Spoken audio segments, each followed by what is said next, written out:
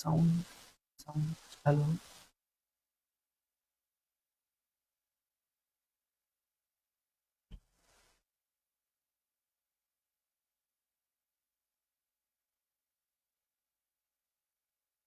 ঠিক আছে তাহলে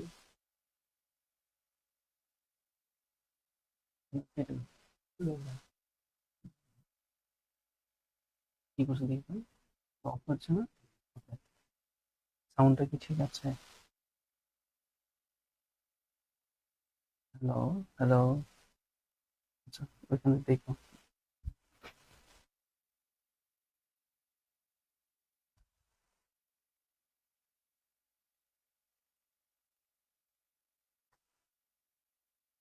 আসসালামু আলাইকুম এভরিওয়ান। সবাই আমাকে শুনতে পাচ্ছেন কিনা একটু জানাবেন। আমাদের সাউন্ডটা ঠিক আছে কিনা। আমাদের লাইভ স্ট্রিমিং এ একটু প্রবলেম ছিল, তো যদি সাউন্ড শোনা যায়। ওয়ালাইকুম আসসালাম তুষার আহমেদ। আচ্ছা, আমাদের মনে হয় সাউন্ডে একটু প্রবলেম আছে, আমরা দেখছি যে সাউন্ডটা ঠিক করা যায় কিনা।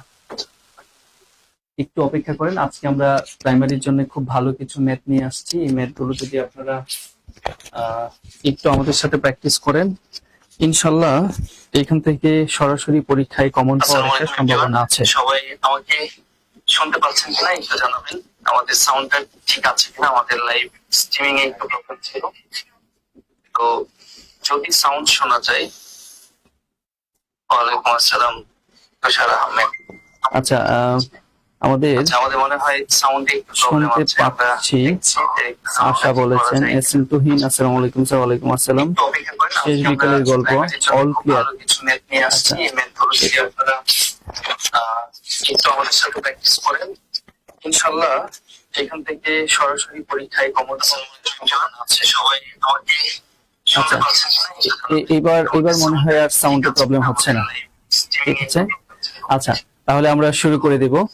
এই মুহূর্তে যারা যারা দেখতে পাচ্ছেন সবাই একটু খাতা কলম নিয়ে বসে যান, যাতে আমাদের যে ম্যাথগুলো দেখাবো এই ম্যাথগুলো যাতে আপনারা নিজেরাও আমার সাথে সাথে করে ফেলতে পারেন, তাহলে ভালো মানের একটা প্র্যাকটিস হবে।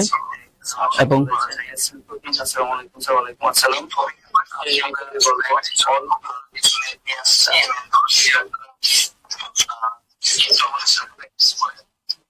আচ্ছা আচ্ছা,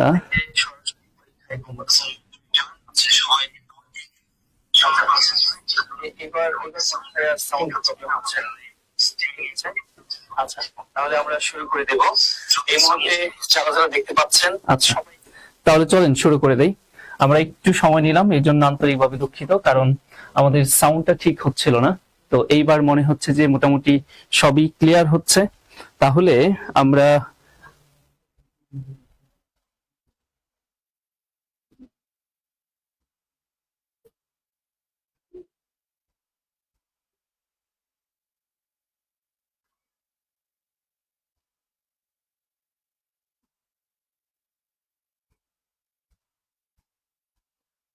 ওকে, তাহলে আমরা শুরু করে দিই। সবাইকে আবারও শুভেচ্ছা জানাচ্ছি।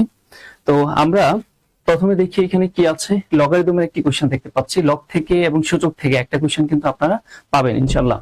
তাহলে এখানে আমরা প্রথমে দেখতে পাচ্ছি, যদি log A by B plus log B by A সমান লগ এ প্লাস বি হয়, তাহলে আমাদের কাছে জানতে চাওয়া হয়েছে এ প্লাস বি এর মানটা কত সেটা। তো খেয়াল করে দেখেন, আমরা যে কাজটা করতে পারি, লগ এখানে যদি কমন নিয়ে নিই, তাহলে প্লাস থাকলে গুণ সাইন হয়ে যাবে। তাহলে এ বাই বি, এবার আমরা ইনটু বি বাই এ সমান, এখানে কি দেখতে পাচ্ছি, লগ এ প্লাস বি। ঠিক আছে, তাহলে আমরা এখানে এ A B B log log যদি সরিয়ে দেই, তাহলে এখানে থাকছে হচ্ছে 1 আর এই পাশে থাকছে হচ্ছে এ প্লাস বি। ইয়েস, তাহলে আমরা এ প্লাস বি এর মান কত পাচ্ছি, 1। এই যে টাইপের কোশ্চেনটা বিসিএস এর কোশ্চেন, কিন্তু আমরা আজকে ম্যাক্সিমাম কোশ্চেন গুলো বিসিএস এর বিগত সালে আসা কোশ্চেন, যে কোশ্চেন গুলো আপনাদের জন্য প্রাইমারিতে হুবহু মাস্টার কপি পাওয়ার একটা সম্ভাবনা আছে। ঠিক আছে, সেই জন্য বলেছি যে সবাই আমাদের সাথে একটু। এবার আমরা ইনটু বি বাই এ সমান, এখানে কি দেখতে পাচ্ছি, ওকে, পরে আসে দেখি কি আছে। নেক্সট আমরা যে কোশ্চেনটা দেখতে পাচ্ছি সেটা হচ্ছে সূচকের আরেকটি কোশ্চেন। এখানে তারা বলে দিয়েছে যে 2⁻x+7 সমান 4⁻x+2 যদি হয় তাহলে x এর ভ্যালুটা কত আমাদের কাছে সেটা জানতে চাওয়া হয়েছে। তাহলে খেয়াল করে দেখেন এই কোশ্চেনটা আমরা যদি করতে চাই আমাদের সূচকের যে সূত্রে আছে এটা নিতে হবে, সেটা হচ্ছে বেস যদি সেম থাকে, খেয়াল করে দেখেন বেস যদি সেম থাকে বেসগুলো ইলিমিনেট হয়ে যায়, পাওয়ার গুলো পরস্পর সমান হয়ে যায়। আমরা আসলে এই ম্যাথটা এই সূত্রের সাহায্যে করব, ঠিক আছে। বেস সেম করতে হবে কারণ আমরা এখানে পাওয়ার সেম করতে পারছি না। তার মানে আমরা এখানে x প্লাস কি আছে 7 আর 4 কে আমরা লিখতে পারি 2 স্কয়ার, তারপরে হোল এখানে কি আছে x+2। আমরা যদি একটা লাইন বাড়িয়ে লিখলাম আপনাদের বোঝার সুবিধার্থে x+7 আর এখানে 2 এই পাওয়ারে পরে নরমাল গুণ হবে, দ্যাট মিন্স 2x প্লাস এখানে কি হবে 4। এবার দেখেন বেস মিলে গেল, বেসগুলো আমরা এলিমিনেট করে দেব, বেসগুলো সরে যাবে, পাওয়ারগুলো পরস্পর কি হয়ে যাবে সমান হয়ে যাবে। তার মানে x+7 সমান এবার আমরা বলতে পারি এখানে 2x+4। কেমন? তো এইবার যদি আমরা চলকগুলো একসাথে নিয়ে আসি, 2x এই পাশে নিয়ে আসলে -x, মাইনাসটা আমরা না রাখি কারণ +7 এর পাশে গেলে মাইনাস হবে, 7 থেকে 4 বিয়োগ করলে কত হবে 3।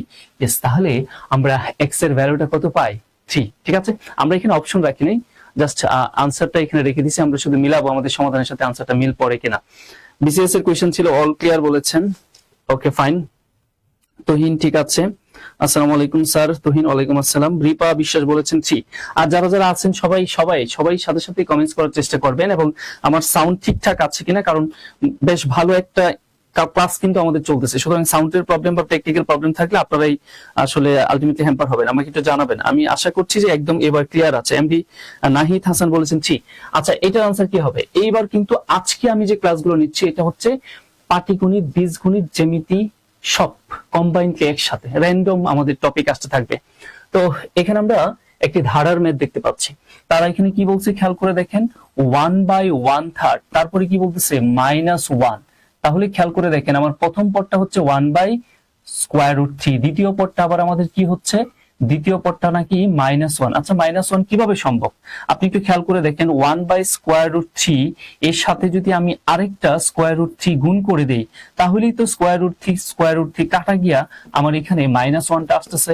তাহলে আমাদের আর বোঝার বাকি নাই যে এইখানে এটা একটা গুণোত্তর ধারা, 1/3 গুণ করে করে সামনের দিকে -√3 গুণ করে করে সামনের দিকে যাবে এবং পরের পরটা আমরা পেয়ে যাব। ঠিক একইভাবে খেয়াল করে দেখেন -3 এর সাথে যদি আমরা আরেকটা -√3 গুণ করে দেই তাহলে এখানে কি -1 প্লাস, এখানে হয়ে যাবে +√3। দ্যাট মিন্স আমাদের 3 নাম্বার পদ যেটা সেটা হচ্ছে কি +√3। ঠিক আছে, এটা হচ্ছে আমাদের 3 নাম্বার পদ। এবার সে তাহলে আমাদের 4 নাম্বার পদটা কি হবে? আলটিমেটলি আমাদের 5 নাম্বার পদটা যেটা সেটাই আমাদের আনসার, তাহলেই হয়ে যায়। এবার আসেন আমি একটু ধরে ধরে করাচ্ছি, এটা পরীক্ষার হলে খুব দ্রুত করা যায়, তারপরেও আমি একটু আলটিমেট ক্যালকুলেশনটা করে দেখাচ্ছি। এবার আবার কি করব, -3 দ্বারা গুণ করে দেব। ঠিক আছে, আমরা যদি এইবার -3 দ্বারা গুণ করি +√3 আর -√3 যদি আমরা যদি এইবার -3 দ্বারা কি হবে, মাইনাস এই √3 আর √3 গুণ করলে কি হয়ে যাবে 3। দেখেন তো 4 নাম্বার পদটা আমাদের তাহলে কি হবে 3। আমাদের জানতে চাইছি কি 5 নাম্বার পদ। এইবার আমরা এই 4 নাম্বার পদের সাথে যদি আরেকটা -√3 গুণ করি তাহলে এই মাইনাস মাইনাসে প্লাস হবে, আর 3 আর √3 গুণ করলে 3√3 হবে। ইয়েস, এটাই ছিল আমাদের ডেস্টিনেশন। দ্যাট মিন্স আমাদের কাছে পঞ্চম পদের ভ্যালুটা কত সেটা জানতে চাওয়া হয়েছিল, আর আমরা পঞ্চম পদের ভ্যালু যেটা, ইয়েস, তাহলে সেটা আমরা পাচ্ছি হচ্ছে কত, ঠিক আছে, অনেকে আছেন আলহামদুলিল্লাহ 3√3 আনসার আমাদের। সবাই একসাথে চলে আসেন, খুবই ইম্পর্টেন্ট হাই ভোল্টেজ একটা ক্লাস আমরা বলতে পারি এখানে। একদম এই ক্লাস থেকে আপনি মিনিমাম কোয়েশ্চেন কিন্তু কমন পাবেন ম্যাথের, কারণ এগুলো আমি বলছি কি বিসিএস এর বিগত সালের কোয়েশ্চেন গুলো। ঠিক আছে, আর সবাই একটু ক্লাসগুলো শেয়ার এবং মেনশন করে দেন আপনার ফ্রেন্ড সার্কেলদেরকে, যাতে করে আমরা সবাই মিলে ক্লাসটা করতে পারি। বিশ্বাস অগ্নিকন্যা কে করেছেন, সাইমা ইসলামকে, ওকে ফ্যান্টাস্টিক। আসলে আমরা পরে আমাদের একটা নতুন 2026 সালে আপনাদের সবার সুবিধার্থে বাংলাদেশের যে কোনো চাকরির পরীক্ষার জন্য আমরা বেসিক টু অ্যাডভান্স ম্যাথ এবং ইংলিশ দুইটা কোর্স লঞ্চ করতে যাচ্ছি। দুইটা, এখানে ম্যাথের একটা কোর্স থাকবে বেসিক, জাস্ট বেসিক, আরেকটা কোর্স থাকবে জাস্ট অ্যাডভান্স। ঠিক আছে, এরকম ইংলিশেরও হবে। আমাদের 20 জানুয়ারি থেকে সেই ক্লাসটি শুরু হতে যাচ্ছে। যারা যারা ভর্তি হওয়ার চিন্তা করতেছেন চাইলে ভর্তি হয়ে যেতে পারেন। আসলে আমরা পরে যাই, এবার দেখেন আমরা বলেছিলাম জিওমেট্রির কোশ্চেন আসবে, এবার জ্যামিতির একটা কোশ্চেন দেখতে পাচ্ছি আমরা। এখানে কি বলছে তারা, একটি বৃত্ত চাপের কেন্দ্রে 60 ডিগ্রি কোণ উৎপন্ন করে। ফাইন, বৃত্তের ব্যাস 12 সেন্টিমিটার হলে বৃত্ত চাপের দৈর্ঘ্য কত আমাদের কাছে সেটা জানতে চাওয়া হয়েছে। খুবই কনসেপচুয়াল কোশ্চেন, আপনি যদি এইটার সূত্রটা না জানেন আপনি ইমেজ করতে পারবেন না। আসলে আমি একটু আলোচনা করে দেখাই। সাপোজ এই হচ্ছে একটি বৃত্ত, ঠিক আছে, আমাদের এখানে ও কেন্দ্র বিশিষ্ট একটি বৃত্ত। এখন তারা কি বলছে জানেন, যে এই বৃত্তের চাপের যে কেন্দ্র সেটা হচ্ছে 60 ডিগ্রি এবং বৃত্তের ব্যাস হচ্ছে কত, বৃত্তের ব্যাস 12। ধরেন এই হচ্ছে বৃত্তের একটি ব্যাসার্ধ, এই হচ্ছে বৃত্তের আরেকটি ব্যাসার্ধ। বৃত্তের সকল ব্যাসার্ধ পরস্পর কি হয়, সমান হয়। এবং এইখানে এই যে অংশটুকু, পরিধির যে অংশটুকু সেটাকে বলা হয় চাপ, ঠিক আছে। এই যে চাপের দৈর্ঘ্যটুকু, সাপোজ আমি যদি বলি এটা এ, এটা হচ্ছে বি, আর কেন্দ্র হচ্ছে ও, তাহলে এই যে এ বি চাপটা আছে আমাদের কাছে, এই এ বি চাপের দৈর্ঘ্য কত সেইটা নির্ণয় করতে বলা হয়েছে। কেমন, এই এ বি চাপের দৈর্ঘ্যটা বের করব। ওকে, তো চাপের দৈর্ঘ্য কিভাবে বের করে, সূত্র মুখস্থ করার দরকার নাই। আবার তারা বলতেছে কি, এই যে চাপের কেন্দ্রে সেখানে নাকি 60 ডিগ্রি কোণ উৎপন্ন করে। আসেন আমরা সূত্র নিজের মতো করে চিন্তা করি। এখানে আমাদের চাপের মানটা বের করার, চাপের দৈর্ঘ্য বের করার ওয়ে যেটা, সেটা হচ্ছে আপনি খেয়াল করে দেখেন তো, এই যে 60 ডিগ্রি, এই 60 ডিগ্রি কত ডিগ্রির মধ্যে, বৃত্তের কেন্দ্রে 360 ডিগ্রি। তাহলে 360 ডিগ্রি একটা অংশ হচ্ছে এই 60 ডিগ্রি, তাহলে আমরা বলতে পারি 360 ডিগ্রির মধ্যে এই 60 ডিগ্রি। এখন আসেন, আপনাকে কি জানতে চাইছে, আপনাকে জানতে চাওয়া হয়েছে এই এ বি যে আপনি চাপটা দেখতে পাচ্ছেন, এই চাপটার দৈর্ঘ্য কত। এই যে এ বি চাপ, এই চাপটা কার একটা অংশ, পরিধির একটা অংশ, বৃত্তের পরিধির একটা অংশ না? ইয়েস। তাহলে ইনটু আমরা করে দিব কি, বৃত্তের পরিধি 2 পাই আর। দেখেন সূত্র রেডি হয়ে গেল, মুখস্থ করার দরকার নাই। ওয়ে কিভাবে সূত্র তৈরি করতে হয় আমরা সেটা দেখলাম। এবার জাস্ট মানগুলো বসিয়ে দিই। আমাদের আর এর মান লাগবে, আমাদের এইখানে যেটা দেওয়া আছে সেটা হচ্ছে ব্যাস, দ্যাট মিন্স 2r এর মান দেওয়া আছে কত, 12 সেন্টিমিটার। তাহলে আর এর মান, দ্যাট মিন্স ব্যাসার্ধ আমার কত আসবে, 6 সেন্টিমিটার। তাহলে এইখানে আমরা এই 0 0 কেটে দেই, 6 দিয়ে 36 কে কাটলে এখানে 6, আর আমাদের এইখানে থাকতেছে 2 পাই, আর এর মান আমরা 6 বসায় দিই, আর নিচে 6 কাটা গেল।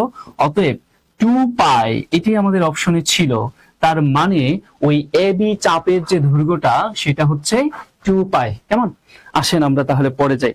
অনেকে হয়তো 2 পাই করতে পেরেছেন আনসার, যারা যারা আনসার পাবেন সবাই কমেন্টসে লিখে ফেলবেন, এতে করে আপনার একটা প্র্যাকটিসও হবে বটে। আসেন আমরা পরে দেখি কি বলছে। একটি ত্রিভুজের বাহুগুলোর অনুপাত 1 অনুপাত, তারপরে কি বলছে 2√2 অনুপাত 3 যদি হয়, এগুলা কিসের অনুপাত, বাহুর অনুপাত। তাহলে বৃহত্তম কোণের মান কত আমাদের কাছে সেটা জানতে চাওয়া হয়েছে। আগে একটু খেয়াল করে দেখেন, এই বাহুগুলো দিয়া আপনি কি সমকোণী ত্রিভুজ তৈরি করতে পারেন কিনা, এটা একটু আগে আইডেন্টিফাই করেন।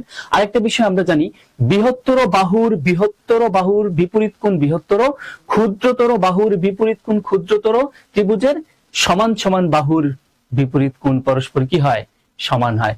ঠিক আছে, তাহলে আসলে আমরা দেখি এখানে আমরা এই থ্রিটাকে অতিভুজ চিন্তা করি সমকোণী ত্রিভুজের। তাহলে এই 3 স্কয়ার সমান অপর দুই বাহুর বর্গের সমষ্টি হয় কিনা, 2√2 হোল স্কয়ার প্লাস এখানে কি 1 স্কয়ার। তাহলে দেখেন উভয় পাশ সমান হয় কিনা, এটা 1 আর এখানে 4 আর এখানে কত 2 আর এখানে কত 9, তার মানে 4 দুগুণে 8 আর 1 যোগ করলে কত হয় 9 সমান 9।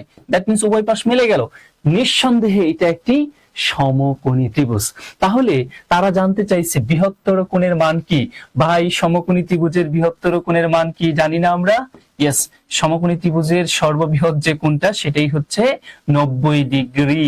তাহলে আমাদের আনসারটা কি হবে 90 ডিগ্রি। ঠিক আছে, আমি একটু আউট অফ দ্য বক্স আপনাদের সাথে ক্যালকুলেশন করার চেষ্টা করলাম।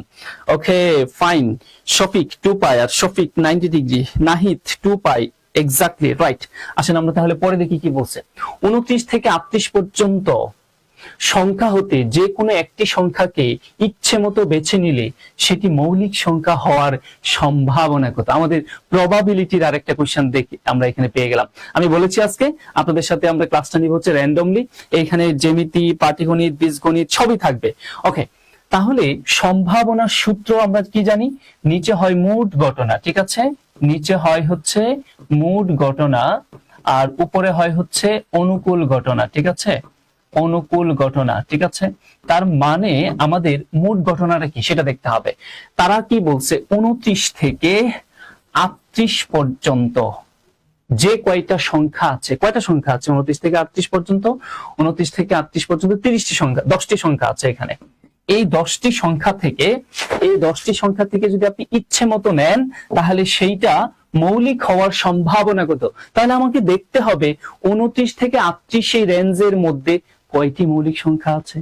আমরা 29-এর পরের মৌলিক সংখ্যাটা কত বলতে পারি, 31। তারপরে মৌলিক সংখ্যাটা আমাদের কি হয়, আমাদের তারপরে হবে হচ্ছে এখানে 37, আমাদের কত 35, 31, তারপরে 35 এবং 29 নিজেও একটি কি মৌলিক সংখ্যা। তার মানে এখানে 29, 31 এবং 37, তাহলে কয়টা মৌলিক সংখ্যা হচ্ছে, 3টা। তার মানে আমাদের মোট ঘটনা কত, 10, অনুকূল ঘটনা কত, 3। তার মানে সম্ভাবনাটা কি হবে, 3/7। ওকে, আসেন আমরা তাহলে পরে আসি, দেখি কি বলছে। 0, 1, 2, 3, 4 অঙ্কগুলো ধারা কতগুলো 5 অঙ্কের অর্থপূর্ণ সংখ্যা, খুব ইম্পর্টেন্ট কথা, 5 অঙ্কের অর্থপূর্ণ সংখ্যা গঠন করতে পারবেন। এটা হচ্ছে আপনাদের অনেকেরই জন্য সবচেয়ে কঠিন একটা কোয়েশ্চেন। আচ্ছা, আমরা একটু দেখি কারা কারা আছেন। তো এই প্রশ্নটা আমরা কিভাবে সমাধান করব। প্রবাবিলিটি, আমরা পারমুটেশনের ক্ষেত্রে আমরা জানি কি, ডিজিট মানে অঙ্ক দিয়ে সংখ্যা গঠন করা মানেই হচ্ছে পারমুটেশন, ঠিক আছে। তাহলে আমরা একটু বক্স করে দেখাই যাতে বুঝতে সুবিধা হয়। আমি জানি এটা অনেকেই এই অল্প সময়ে বুঝবেন না, এটা বুঝতে গেলে অনেক বিস্তর আলোচনা করতে হয়। তাহলে 5 অঙ্কের সংখ্যা, তাহলে 5টা গড় নেই, 1, 2, এখানে কত 3, তারপরে 4 এবং 5, ঠিক আছে। এই হচ্ছে 5টি গড়, কারণ এটা একক, দশক, শতক, হাজার, অযুত, এই তো 5টি গড়, ঠিক আছে। তাহলে আমাদের যেহেতু 5 অঙ্কের সার্থক সংখ্যার কথা বলা হয়েছে, তাহলে আপনি যদি বলেন যে 1, 3, 2, তারপরে ধরেন এখানে কত 4, হ্যাঁ, তারপরে ধরেন 2, এটাও তো 5 অঙ্কের সংখ্যা, 1, 2, 3, 4, 5 অঙ্কের সংখ্যা, এটাও কিন্তু 5 অঙ্কের সংখ্যা, তবে এটা 5 অঙ্কের সার্থক সংখ্যা না। তার মানে কি, আমরা যদি ওই অঙ্কগুলোর মধ্যে শূন্য পাই তাহলে একদম বাম পাশে আমরা শূন্য বসাইলে সেটা 2 অঙ্কের বা 3 অঙ্কের বা 5 অঙ্কের সার্থক সংখ্যা হয় না। যেমন আমি যদি বলি 0 আর 4, এইটা দিয়ে 2 অঙ্কের সার্থক সংখ্যা গঠন করা যাবে না, 1 অঙ্কের সার্থক সংখ্যা গঠন করা যাবে। ধরেন আমরা যদি এটাকে 2 অঙ্কের সার্থক সংখ্যা গঠন করতে চাই তাহলে আমি বাম পাশে শূন্য রাখতে পারবো না, যদি রাখি তাহলে এটা 1 অঙ্কের সার্থক সংখ্যা হবে।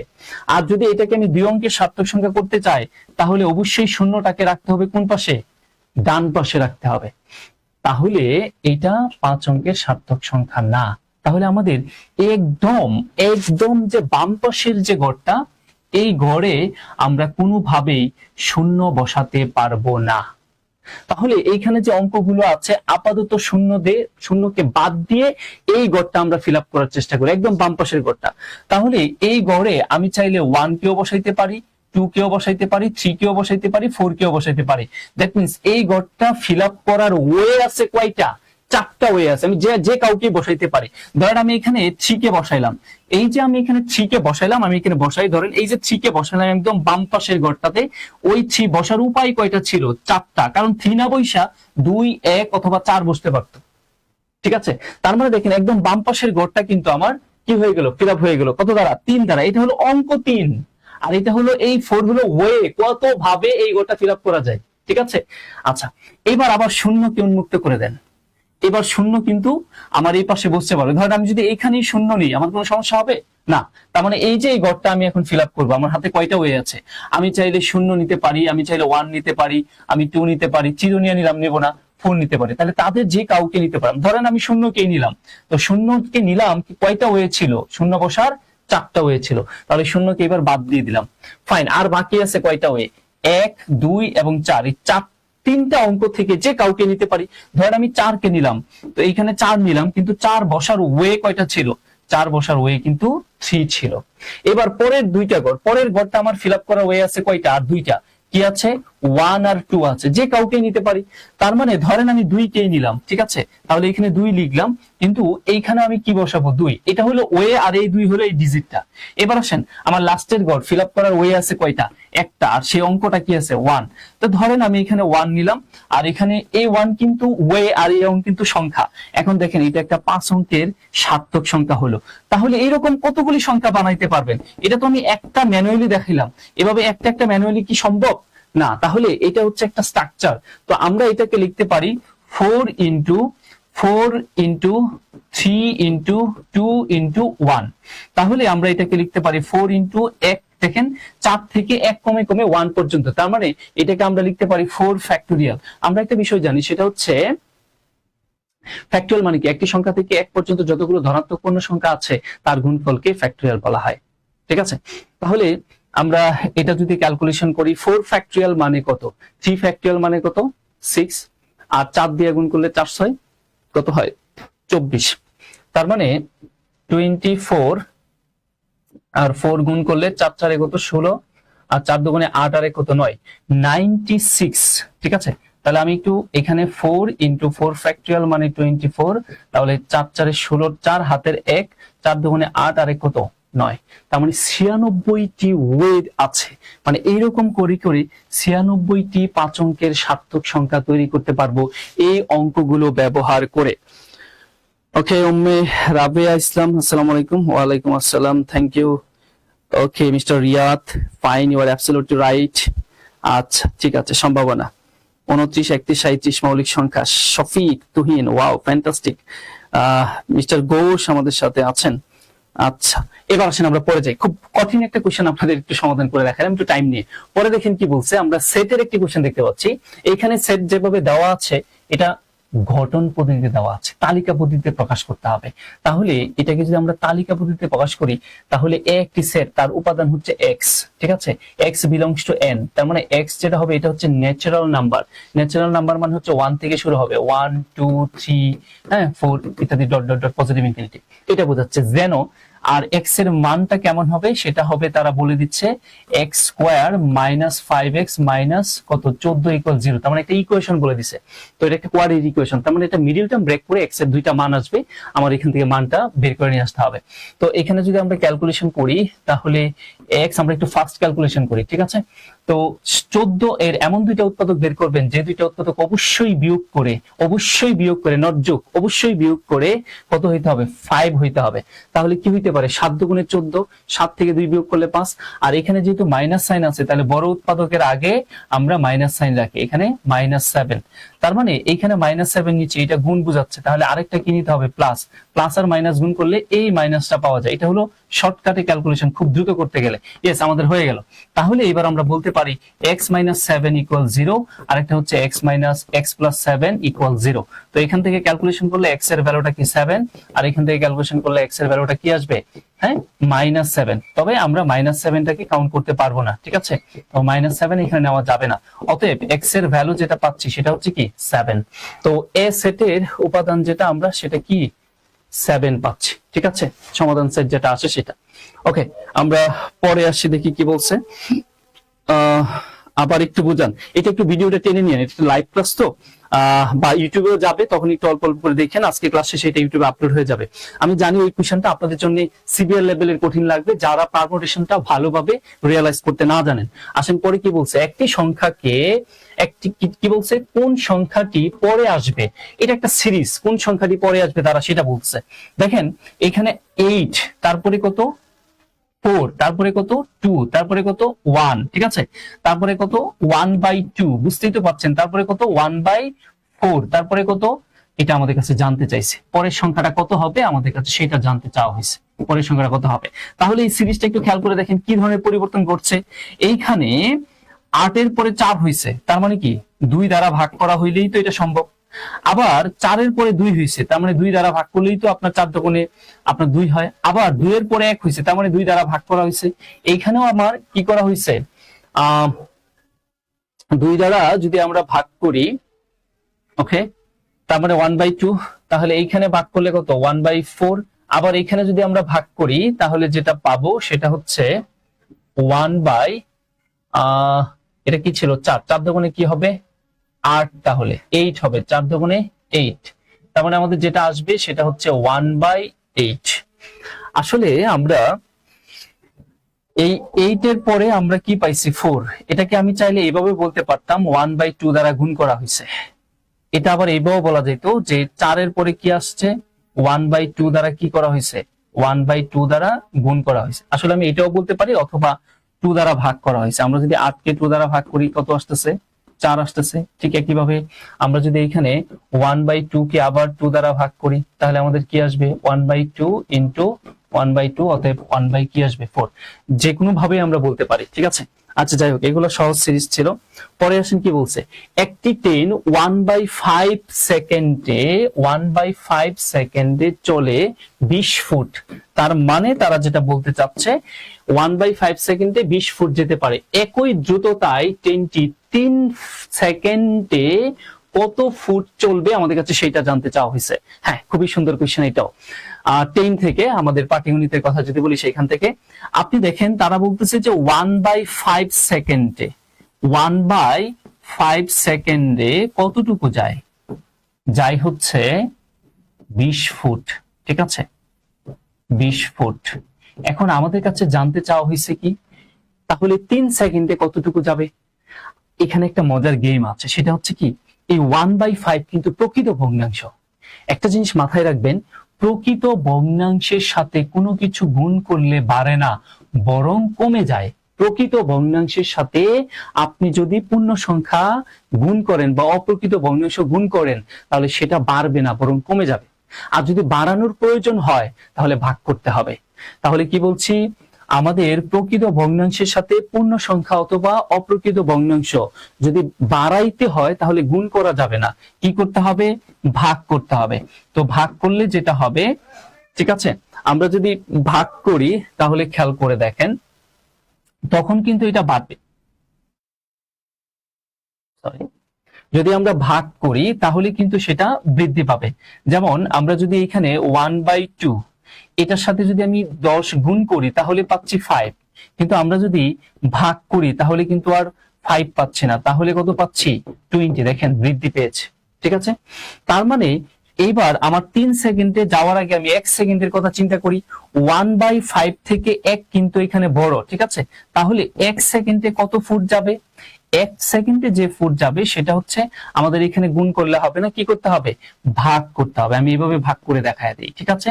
1/5 দ্বারা ভাগ, কারণ যে বাড়বে, তো বাড়াইতে গেলে ভাগ করে বাড়াইতে হবে, কারণ এইটা পূর্ণ সংখ্যার সাথে প্রকৃত ভগ্নাংশের ভাগ, তাহলে এটা বাড়বে।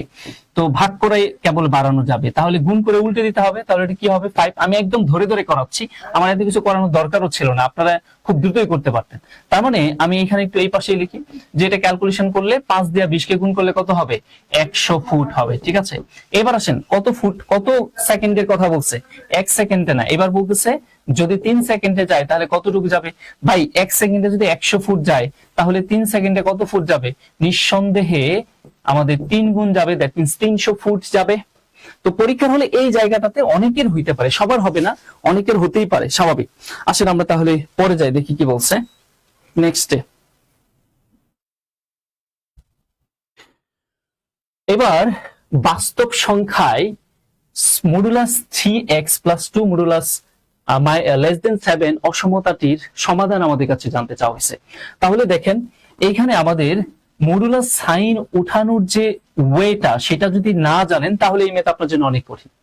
আমরা যে বিষয়টা জানি সেটা হচ্ছে মডুলাস অফ x a যদি হয় তাহলে মডুলাস সাইনটা উঠাইতে পারি, x উভয় পাশে লেস দেন সাইনটা দিয়ে নিব, আর এইখানে যে সংখ্যাটা থাকবে তার ঋণাত্মক সংখ্যাটা এই পাশে বসাবো, মানে কি -a বসাবো। ঠিক আছে, তাহলে মডুলাস সাইনটা উঠে যাবে। এখানেও তাই করি, আমরা এখানে লেস দেন সাইন আছে, তাহলে এটা 3x + 2, আমরা এখানে আছে +7, আমরা তার বাম পাশে কি দিব, -7, তাহলে আমাদের মডুলাস সাইনটা উঠে যাবে। ইয়েস, শেষ, আমাদের মডুলাস উঠে গেল। এবার আমরা নরমাল ক্যালকুলেশন করি, আমাদের x এর ভ্যালু বের করতে হবে। তাহলে x এর সাথে আগে যোগ বিয়োগ আকারে যারা আছে এদেরকে ভ্যানিশ করতে হবে। তার মানে এখানে +2 আছে, উভয় পাশে আমি সবগুলো পক্ষে -2 করে দিই, তাহলে এই 2টাকে ভ্যানিশ করা যাবে। তাহলে এখানে আমার 7 আছে মাইনাস, আরেকটা -2 করে দিলাম, তাহলে এখানে 3x + 2 -2 7 প্লাস আমাদের এখানে কি করতে হবে, -2 করতে হবে সবগুলো পক্ষে, এখানে -2 করে দিলাম। এবার ইচ্ছা করে এই লাইনগুলো বৃদ্ধি করছে আপনাদের বোঝার সুবিধাতে, এইগুলো আসলে লেখার প্রয়োজন পড়ে না। এখানে হবে -9 আর এখানে প্লাস মাইনাসে বিয়োগ হয়ে থাকবে হচ্ছে 3x আর এখানে থাকবে হচ্ছে 5। কেমন? এবার আসেন, আমাদের এখনো x এর মান বের হয় নাই, তার মানে x এর সাথে যারা গুণ আকারে আছে এদেরকে এখন সরাইতে হবে। গুণ আকারে থাকলে গুণের বিপরীত কি, ভাগ, তাহলে সবগুলো পক্ষে +3 দ্বারা ভাগ করতে হবে। তার মানে আমি যদি এখানে 3 দ্বারা ভাগ করি তার মানে -9/3, ওকে, আর এখানে 3x/3 আর এখানে 5/3। এবার আপনি কারাকারি করেন, এই 3 কারা গেল, এখানে এখানে কারা গেল, 3 3 9। তার মানে আমাদের আর রয়ে গেল কি, -3 less than x less than 5/3। Yes, এটাই আমাদের आंसर। ঠিক আছে, একটু ভেঙে চুরে বলার চেষ্টা করলাম। আসলে আমরা পরে যাই, দেখি কি বলছে। 6a² bc এবং 4a³ b² c² এর সংখ্যা সহগ এর গসাগু কত আমাদের কাছে সেটা জানতে চাওয়া হয়েছে। তাহলে এখানে আমাদের প্রথম যে পদ, এই প্রথম পদটা কি একটু খেয়াল করে দেখেন তো, 6a² bc, এবং আমাদের দ্বিতীয় যে পদ, এই দ্বিতীয় পদটা এখানে কি বলছে, 4a³ b² c²। এবার হচ্ছে আমাদের গসাগু বের করতে হচ্ছে। কাদের গসাগু? সংখ্যা সহগের। তাহলে প্রথম পদের সংখ্যা সহগ হলো 6, দ্বিতীয় পদের সংখ্যা সহগ হচ্ছে কি, 4। তাহলে এই সংখ্যা সহগ 6 এবং 4 এদের গসাগু আমরা বের করি। ঠিক আছে, তাহলে কি দিয়ে ভাগ যাচ্ছে, 2 দিয়া। এখানে কত হবে, 3, আর এখানে কত হচ্ছে 2। এরপরে কি আর যাবে ভাগ? তার মানে 3 আর 2 এর মধ্যে 1 ভিন্ন আর কোনো কমন উৎপাদক আছে না, তাহলে আমাদের গসাগুটা কি হবে, 2 হবে। ঠিক আছে, এটা বিসিএস এর একটা কোশ্চেন ছিল, তবে অপশনে 2 ছিল না, কিন্তু ছিল কি, কোনোটিই নয়। তাহলে এটা মাথায় রাখেন, কোনোটি নয় আপনার দিয়ে আনসার করতে হতে পারে। ঠিক আছে, তো আমরা যেটা বলছিলাম যে আমাদের এই 26 সালে basic to English course launch করতে যাচ্ছি। ইতিপূর্বে আমরা বললাম যে basic to advance math course যেমন লঞ্চ করতে যাচ্ছি চাকরির যে কোনো পরীক্ষার জন্য। আর আলাদা করে আপনার ওয়ান ম্যান আর্মি কারো কাছে পড়তে হবে না, যে একজনের কাছে পড়া ওইটা লাগবে না। আমরা একাধিক টিচার সমন্বিত ভাবে আপনাদের advance English, basic to advance English course, দুইটা কোর্স, একটা হবে বেসিক আর একটা হবে অ্যাডভান্স। এই কোর্সটাতে যদি এনরোল করেন তাহলে আপনার ইংলিশের জন্য এবং ম্যাথের জন্য আলাদা করে কোথাও কোনো এনরোল হওয়ার প্রয়োজন নেই। কারণ হচ্ছে বাংলাদেশের ম্যাক্সিমাম যে চাকরি প্রার্থী যারা আছে তারা এই দুইটা জায়গার ভীষণ রকমের দুর্বল, আর এই দুইটা জায়গার জন্যই কিন্তু আলটিমেটলি তারা বাইবার পরে আর মূল জায়গায় যেতে পারে না। আর যারা যেতে পারে তারা ওই জায়গাটাতে ভীষণ স্ট্রং। ঠিক আছে, তো এই জায়গাটাকে চিন্তা করে 2026 সালে আমাদের 20 জানুয়ারি থেকে কোর্সটি ক্লাস শুরু হতে যাচ্ছে। তো যারা আলাদা করে ম্যাথ এবং ইংলিশে ভালো করতে চান, আমরা নিঃসন্দেহে ওই জায়গাগুলোতে, এবং যারা আমরা ক্লাস নেব তারা ক্লাসটা দেখলে এবং পড়লেই বুঝতে পারবেন। একাধিক টিচারের ক্লাস করলে আপনি একাধিক ফ্লেভার পাবেন, কারণ এক একজন কিন্তু এক এক রকমের স্টাইলে ম্যাথ করায়, যেটা কিনা একজনের ভালো লাগতে পারে আপনার, আবার আরেকজনের অন্য জিনিসটা ভালো লাগতে পারে। এরকম সমন্বয় করলে আপনার কিন্তু শিখার পরিধিটা বেড়ে যাবে। আসলে আমরা পরে যাই, দেখি কি বলছে। এবার আমরা আরো একটা লগের কোশ্চেন দেখতে পাচ্ছি। এখানে কি বলছে খেয়াল করে দেখেন, 2 log 10 ভিত্তিক 5 প্লাস log 10 ভিত্তিক 36 মাইনাস log 10 ভিত্তিক 9 সমান কত সেটা জানতে চাওয়া হয়েছে। আমরা এই ম্যাথটা করার আগে এই জিনিসটা আমরা সবাই জানি যে log a ভিত্তিক b, ধরেন log a ভিত্তিক আমি এখানে বললাম m প্লাস log a ভিত্তিক n বললাম। যদি প্লাস থাকে, বেস সেম থাকে, তাহলে বেস গুলো কমন নিলে আমরা ওই আর্গুমেন্ট গুলো গুণ করে দিই, ঠিক না?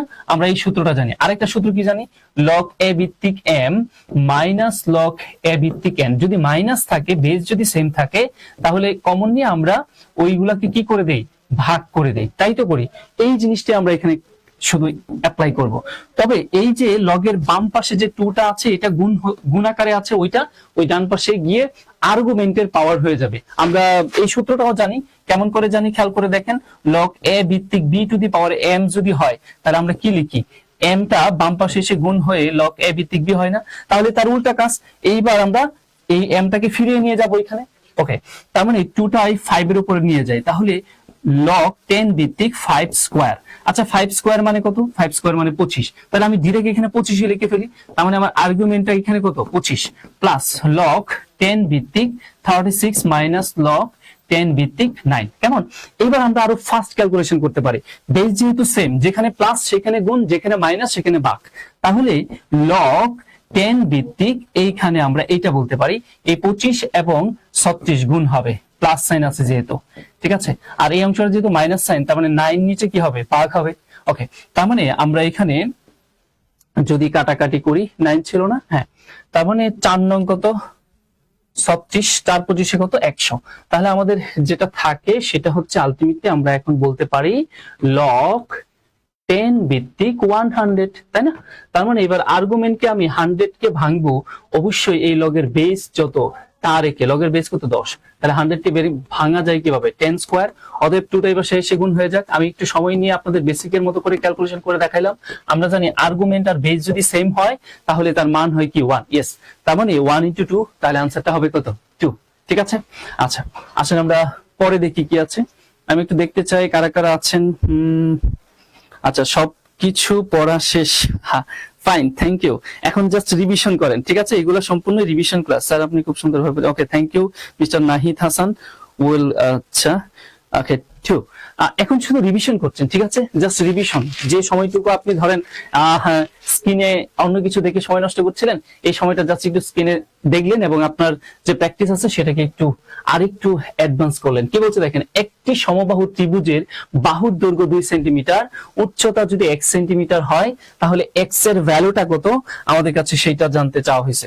তো সমবাহু ত্রিভুজ, ঠিক আছে, সাপোজ এটা হচ্ছে একটা সমবাহু ত্রিভুজ, কেমন?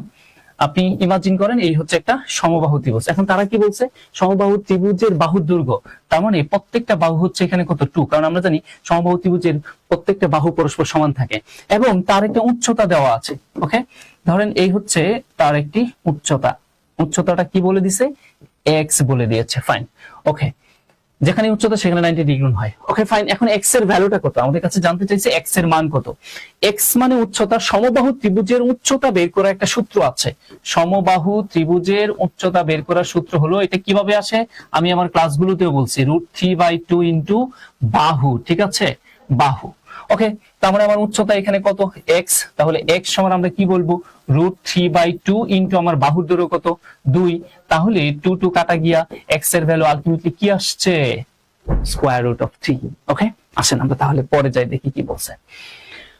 এবার আমরা একটা ধারার কথা দেখতে পাচ্ছি, যে ধারাটা এখানে দেখা যাচ্ছে 5 এর পরে কত হয়েছে, 7, তার মানে পার্থক্য যদি বলি 2, 7 এর পরে কত হয়েছে, 10, তার মানে পার্থক্য কত, 3, 7 তে 10 এর পরে কত হয়েছে, 14, তার মানে পার্থক্যটা কত, 4, তাহলে পরে যেটা হবে সেটার পার্থক্য 5 হওয়া উচিত, তাই না?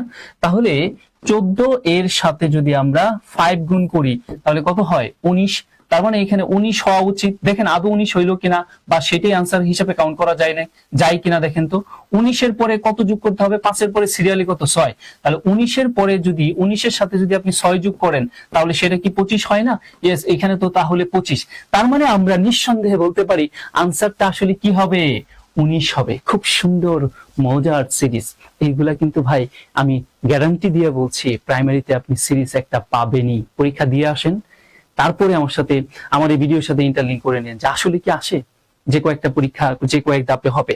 আসেন আমরা তাহলে পরে দিকে, এখানে আমরা বিসিএস এর মেন্টাল এবিলিটির যে কিছু সিরিজ আছে সেই সিরিজগুলো আপনাদের সাথে এখানে আলোচনা করছি। র্যান্ডমলি সিরিজগুলো আসবে একটার পর একটা। অনেকে আনসার করছেন 19 দিশাহীন যাত্রীকে মেনশন করেছেন। ভাই সবাই তো আপনার ক্লোজ ফ্রেন্ড সার্কেলদেরকে মেনশন করেন না, অনেকেই তো পরীক্ষা দিচ্ছে একদম গ্রামে, প্রত্যন্ত অঞ্চলে, যারা এই সকল ক্লাসগুলো দেখার সুবিধা পায় না, তারাও যাতে পায় সেই সুবিধাটা করে দেন, ঠিক আছে? আসেন দেখি কি বলছে। একটি অনুষ্ঠানে কিছু লোক উপস্থিত ছিল, ওকে ফাইন, তারা কেবল একজনের সাথে একবার করমর্দন, দ্যাট মিনস হ্যান্ডশেক যেটাকে বলে, করতে পারবে। যদি করমর্দনের সংখ্যা 300 হয়, করমর্দনের সংখ্যা 300 হলে ওই অনুষ্ঠানে কতজন লোক উপস্থিত ছিল, তার মানে এটা হচ্ছে পিওর কম্বিনেশনের কোশ্চেন, ঠিক আছে? আমরা প্রায় বলে থাকি যে হ্যান্ডশেক বা করমর্দনের ক্ষেত্রে আমাদের যে সূত্রটা সেটা হচ্ছে NC2, দ্যাট মিনস আর এর মান অলওয়েজ 2 হয়। কেন? কারণ হ্যান্ডশেক করতে কয়জন ব্যক্তি লাগে, 2 জন। তো এইটার ভ্যালু দেওয়া আছে কত এখানে, 300। এখন এই NC2 এইটার ভ্যালু আসলে কত দেওয়া আছে, 300।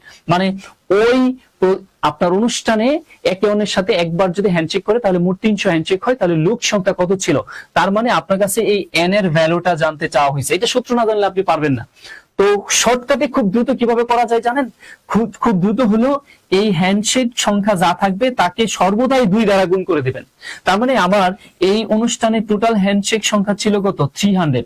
এটাকে এখন আমি কি করব? 2 দিয়ে গুণ করে দেব। এটা সর্বদাই 2 দিয়ে গুণ করবেন। প্রশ্ন করতে পারেন যারা প্রথম নতুন যে কেন 2 দিয়ে গুণ করতে হবে, তাদের জন্য বেসিক ক্যালকুলেশন আসতে হবে, যে এই জায়গাটা ক্যালকুলেশন করলে বোঝা যায়। এবার আসেন, যে 600 পাইলেন এটাকে মাস্ট বি 2টা উৎপাদকে ভাঙবেন, তবে সেই 2 উৎপাদকের পার্থক্য মাস্ট বি 1 হইতে হবে। 1, ঠিক আছে? তার মানে পর 2টা উৎপাদক হইতে হবে। এখন এইখানেও প্রশ্ন করতে পারেন যে ভাই পর 2টা উৎপাদক কেন হইতে হবে, কি কারণে হইতে হবে? এর জন্য ওই ক্যালকুলেশন করতে হবে। তাহলে খেয়াল করে দেখেন, এর মধ্যে যেটা বড় উৎপাদক সেটি আপনার আনসার হবে। তার মানে 25। ওই অনুষ্ঠানে 25 জন ব্যক্তি উপস্থিত ছিল।